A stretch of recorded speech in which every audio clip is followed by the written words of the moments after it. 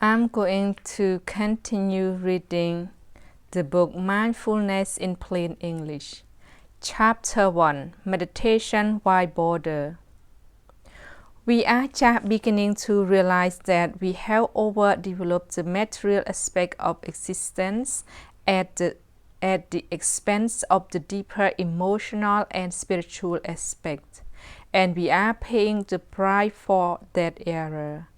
It's one thing that talk about degeneration of moral and spiritual fiber in America today, and another thing to do something about it.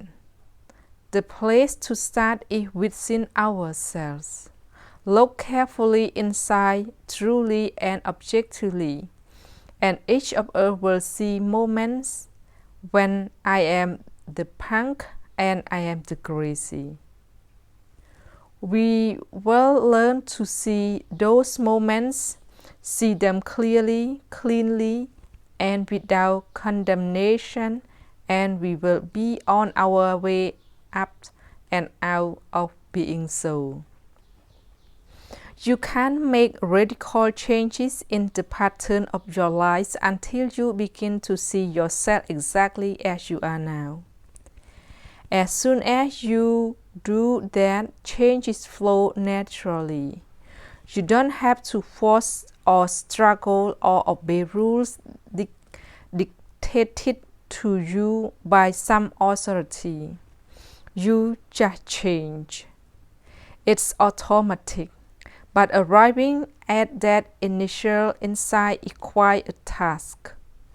You got to see who you are and how you are without illusion, judgment, or resistance of any kind.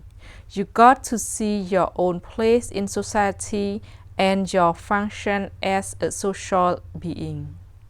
You got to see your duty and obligation to your fellow human beings, and above all, your responsibility to yourself as an individual living with other individuals.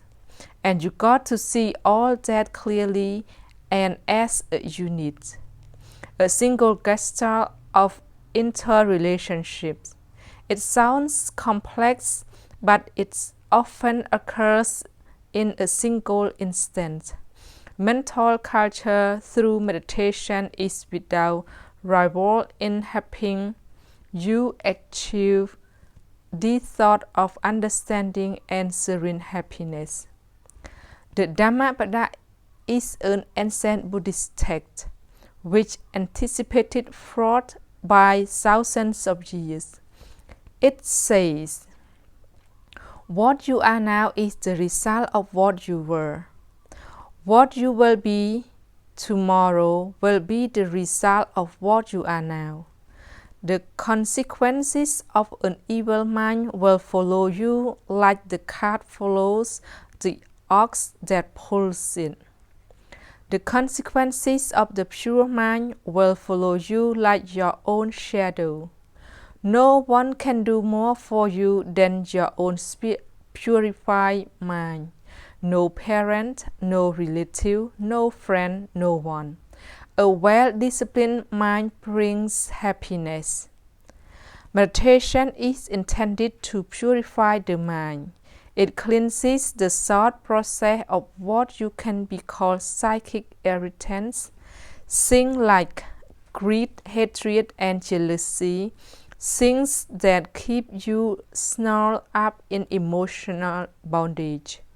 It brings the mind to a stage of tranquility and awareness, a stage of concentration and insight. In our society, we are great believers in education. We believe that knowledge makes a cultured person civilized.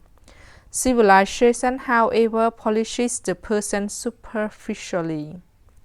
Subject our noble and sophisticated gentlemen to the stresses of war or economic collapse, and see what happens.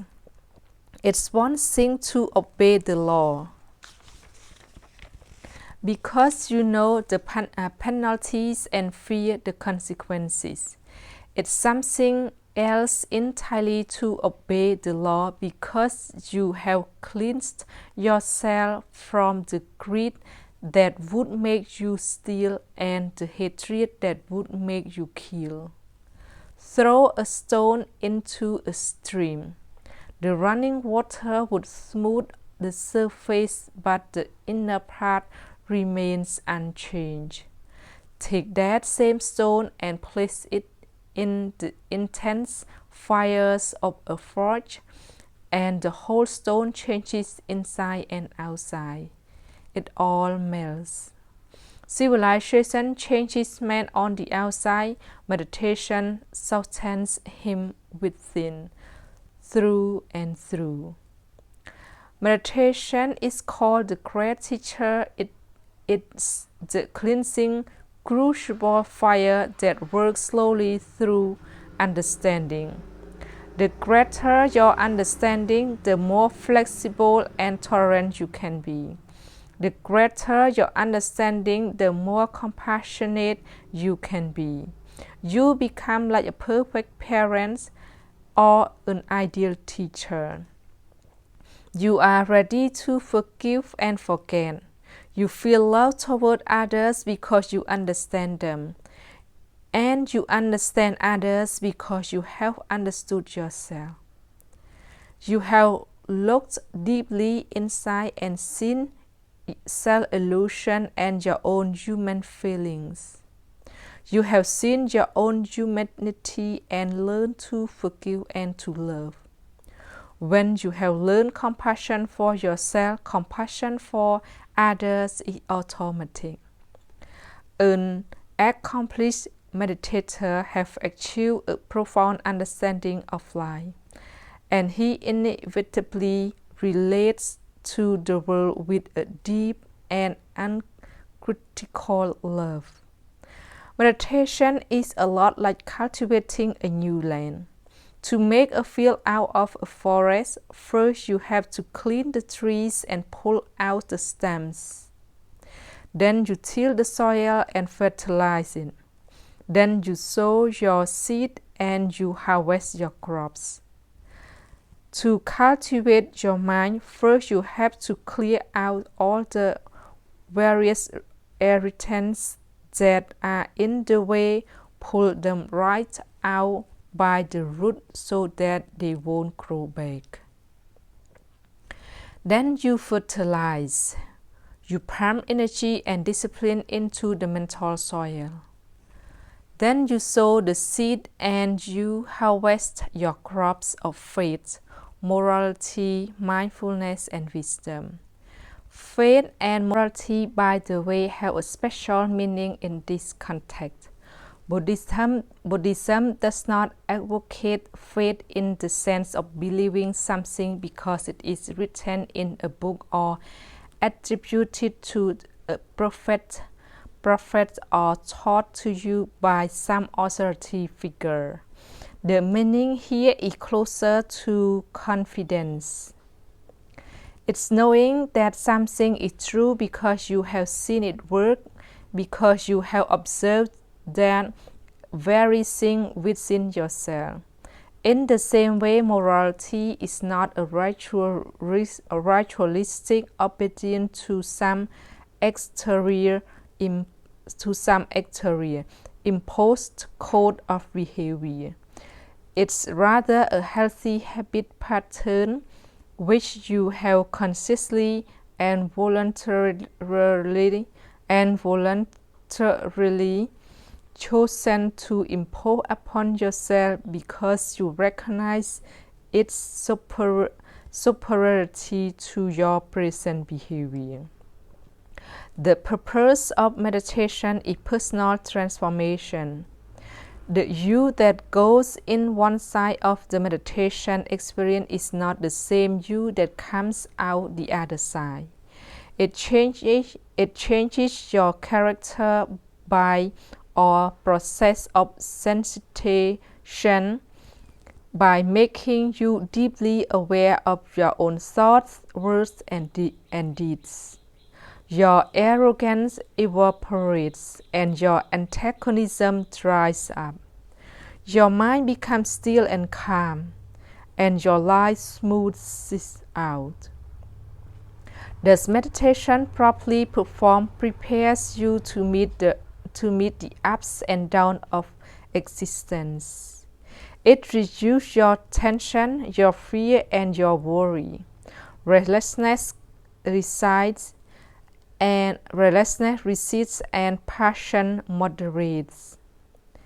Things begin to fall into place, and your life become a glide instead of a struggle. All of this happens through understanding. Meditation sharpens your concentration and your thinking power. Then piece by piece your own subconscious motives and mechanics become clear to you. Your intuition sharpens, the precision of your thought increase, and gradually you come to direct knowledge of things as they really are, without prejudice and without illusion. So, is this reason enough to bother? Scarcely.